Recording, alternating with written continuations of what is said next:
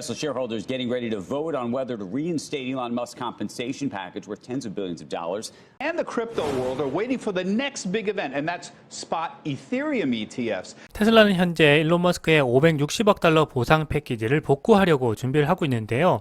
반대가 만만치 않습니다. 현재 진행되는 상황에 대해서 알아보고요. 이더리움 ETF 승인 가능성이 높아지면서 비트코인과 이더리움 가격이 급등했습니다.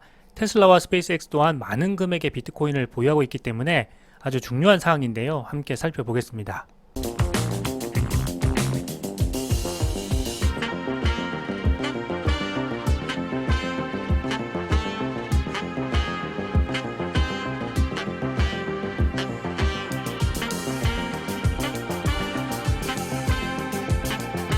이더리움이 불과 4시간 만에 20%나 폭등했습니다. 현물 상장지수 펀드 ETF 승인 발표를 앞두고요. 월가에서 승인 가능성이 높아졌다는 보도가 나오면서 갑자기 가격이 급등한 것인데요. 전반적으로 투자자들의 기대감도 높아진 상황입니다. 이더리움 현물 ETF 승인 여부 발표는 5월 23일인데요. 바네크가 미국 증권거래위원회 SEC에 이더리움 현물 ETF를 승인해달라고 요청했고요. SEC가 승인할지 말지를 결정해야 하는 마감일이 바로 5월 23일입니다. 사실 홍콩에서 비트코인 ETF와 이더리움 ETF가 승인되면서 미국 SEC도 승인할 것이라는 개인적인 생각을 했는데요. 이후에 비트코인 현물 ETF 유입량 감소와 이더리움 ETF 승인 가능성이 낮아졌다는 소식이 미디어를 통해서 동시다발적으로 전해지면서 비트코인과 이더리움 가격이 폭락했습니다. 그렇지만 미국에서 비트코인 ETF가 승인되었다는 사실은 이제 비트코인이 정식으로 제도권 투자 자산으로 인정받았다는 것을 의미하는 정말 역사적인 사건이었기 때문에 향후 암호화폐의 인식이 크게 달라질 것이라고 생각했는데요. 그런 측면에서 최근 비트코인과 이더리움 가격이 크게 하락했을 때 저는 투자를 더 할 수가 있었습니다. 블룸버그 ETF 전문 애널리스트인 에릭 발추나스는 이더리움 현물 ETF 승인을 예상해 왔었는데요. 이상하게도 최근에 들어서는 정반대의 이야기를 하면서 이더리움 가격이 폭락을 했습니다. 그런데 불과 며칠 만에 이더리움 ETF 전망을 180도 바꾸면서 이더리움 가격은 폭등하게 되었습니다. X 플랫폼을 통해서 SEC가 이달 중에 이더리움 현물 ETF를 승인할 확률을 75%로 높이려 한다. SEC가 이더리움 현물 ETF의 수정안을 수요일 오전 10시까지 제출하기를 원한다는 소식을 들었다라고 밝히면서 분위기가 완전히 바뀌게 되었습니다. 이더리움과 함께 비트코인 가격도 크게 상승했는데요. 테슬라와 스페이스X가 비트코인을 상당량 보유하고 있고요.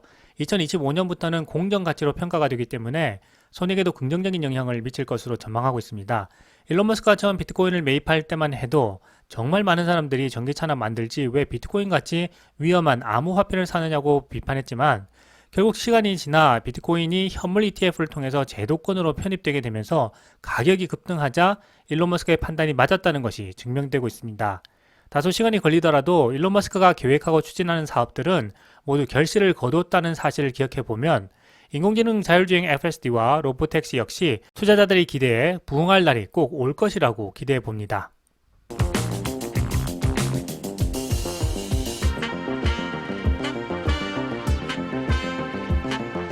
테슬라는 현재 일론 머스크의 보상 패키지를 복구할 준비를 하고 있습니다. 이번 주총에서 주주들의 승인을 받으려고 하고 있죠.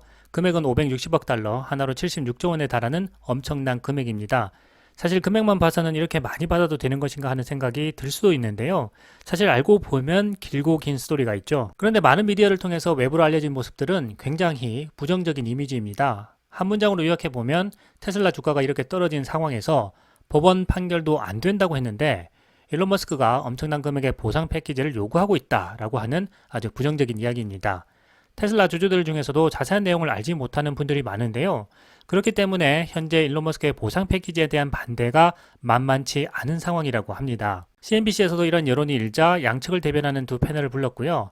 일론 머스크의 보상 패키지가 과연 공정한지 아닌지에 대해서 뜨거운 논의를 하기도 했습니다. 델라워의 대학교 와인버그 센터의 찰스 앨슨 창업이사와 위더너 대학의 명예교수인 레리 해머메시가 CNBC에 나와서 일론 머스크의 보상 패키지에 대해서 뜨거운 의견을 나누었습니다.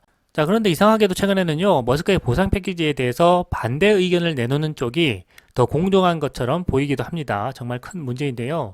그 이유는 바로 지난 1월 30일에 델라웨어 형평법 법원이 일론 머스크의 보상 패키지에 대해서 무효화해야 한다는 판결을 내렸기 때문입니다.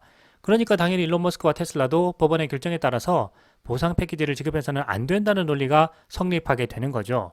법원의 결정이라는 객관적인 근거가 있으니까 머스크에 대한 비판적인 여론을 만들기가 더 쉬운 상황인 것입니다.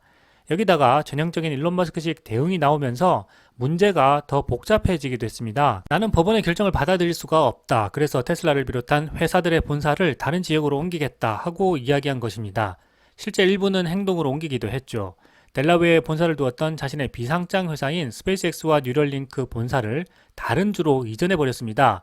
스페이스X 본사는요, 텍사스주로 갔고요. 뉴럴링크 본사는 네바다주로 갔습니다. 그러니까 전형적인 바나나 스타일의 이미지가 대중에게 각인되어 버린 것인데요. 개인적으로는 이런 상황에서 혹시 조금이라도 더 부드럽고 세련된 대응 방안이 있지 않았을까 하고 생각해 보기도 했습니다. 아무튼 이 문제를 해결하기 위해서는 델라웨어 형평법 법원이 도대체 왜 이런 판결을 내렸는지 살펴보는 것부터 시작을 해야 되는데요. 핵심은 주주들에게 중요한 정보를 절차에 따라서 적절하게 공개했는지의 여부와 이사회의 이해 상충 문제입니다. 하나씩 살펴보면요. 먼저 델라웨어 형평법 법원은 테슬라 이사회가 일론 머스크의 성과 패키지에 대한 구체적 정보를 주주들에게 적절하게 공개하지 않았다라고 판단했습니다. 이번에 소송을 제기한 소액주주인 리처드 토네다는 4년 전인 2018년에 테슬라 지분 22%를 보유한 일론 머스크가 이사회에 압력을 행사해서 자신의 보상 패키지를 승인하도록 했다고 주장했습니다. 그런데 제 기억으로는 당시 보상 패키지가 정말 역사적인 금액이었기 때문에 상당히 큰 이슈가 되었고요. 미디어에도 보도가 많이 되었기 때문에 개인적으로 여기에 대한 문제는 크지 않다고 보는데요. 문제는 테슬라 이사회가 당시 머스크의 보상 패키지를 승인하는 과정에 있어서 이해 상충이 있었다라고 판단한 것입니다. 테슬라 이사회가 일론 머스크의 독단적인 의견을 따르는 하인이라고 표현하기도 했는데요. 이사회가 주주들의 이익을 생각하지 않고 자신들의 이익을 생각하면서 머스크의 보상 패키지를 승인했기 때문에 이해가 상충된다는 것인데요. 사실 이것은 객관적인 조항을 검토해 보면 사실과 다르다는 것을 알 수가 있습니다. 정말 그런 것인지 문제의 시점으로 돌아가 보겠습니다. 2018년에 테슬라 이사회는 역사적인 금액인 560억 달러에 달하는 일론 머스크에 대한 보상 패키지 지급안을 승인했습니다. 보상 패키지는 일론 머스크가 얼마나 성과를 달성하는지에 따라서 지급하도록 되어 있는데요. CEO인 일론 머스크 입장에서 보면 테슬라에서 월급과 보너스 자체를 아무것도 받지 않는 대신에 보상 패키지를 받는 것이기 때문에 당연히 자신의 노력의 대가로 받게 되는 것입니다. 그런데 핵심은 이것이 너무 달성이 쉬워서 그냥 주는 것인지 아니면 정말 이루기 어려울 정도로 어렵기 때문에 막대한 금액을 지급하는 것인지만 판단하면 되는 것인데요. 보상안을 구체적으로 살펴보면요. 먼저 테슬라의 시가총액 목표치를 총 12단계로 나눕니다. 그리고 일론 머스크가 각 단계 목표를 달성할 때마다 스톡옵션 보상을 주는 것으로 설계가 되어 있습니다. 중요한 것은 당시 테슬라의 시가총액이 590억 달러였다는 점입니다. 보상 패키지의 최종 목표는 6,500억 달러였으니까 당시 기준으로 보면 보상 패키지를 모두 받기 위해서는 시가총액을 10배 이상 상승시켜야 한다는 것인데요. 당시에는 이것이 실현 가능성이 거의 없었기 때문에 대부분의 미디어들이 코웃음 치면서 조롱하기에 바빴습니다. 여기에다가 다른 조건까지 추가되어 있었는데요. 매출액과 조정 에비타 목표도 동시에 달성해야 했습니다. 단순히 주가만 끌어올리지 말고 매출과 조정 에비타 실적까지 동시에 달성하라는 것이었는데요. 요약하면 주가와 회사의 펀더멘탈을 동시에 10배 이상 성장시키라는 것이었죠. 한마디로 미션 임파서블이었는데요. 2017년 테슬라는 모델3 생산 주역에 빠져서 도산의 위기에 처해 있었고요. 일론 머스크는 공장에서 잠을 자면서 어떻게든 생산량을 늘리려고 최선을 다했습니다. 프리몬트 공장 한계 때문에 외부에 텐트까지 쳐서 주당 5,000대를 생산하면서 위기를 극복했는데요. 기가 네바다에서는 부족한 전기차 배터리를 늘리기 위해서 건물 옥상에다가 텐트를 치고 생활을 했습니다. 이런 상황을 고려해 보면 이사회가 제시한 보상 패키지 기준은 누가 봐도 달성이 불가능한 엄청난 미션이었기 때문에 이해 상충이라고 이야기할 수 없는 수준이었다는 것을 금방 판단할 수가 있다고 생각합니다. 그런데도 불구하고 일론 머스크는 이 엄청난 미션을 달성했고요. 결국 장대한 퀘스트를 완성하게 되었죠. 그런 일론 머스크의 피눈물 나는 노력을 소송을 통해서 빼앗은 장본인이 바로 2022년 11월 당시 테슬라의 주식을 단 9주 보유하고 있었던 소액주주 리처드 토네다였습니다. 물론 일론 머스크와 테슬라는 항소를 할 계획이라고 밝혔고요. 본사를 옮기고 이번 주총에 안건으로 올린 것도 이 문제를 해결하기 위한 과정이라고 생각되는데요. 오랜 기간 투자한 테슬라 주주로서 이번 안건이 부디 잘 해결되기를 바라는 마음입니다.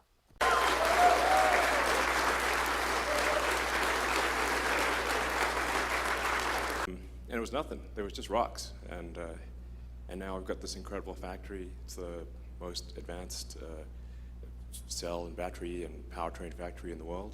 It took me a moment to sink in. I spent so much time in this factory since I actually was camping out on the roof at one point in a little tent,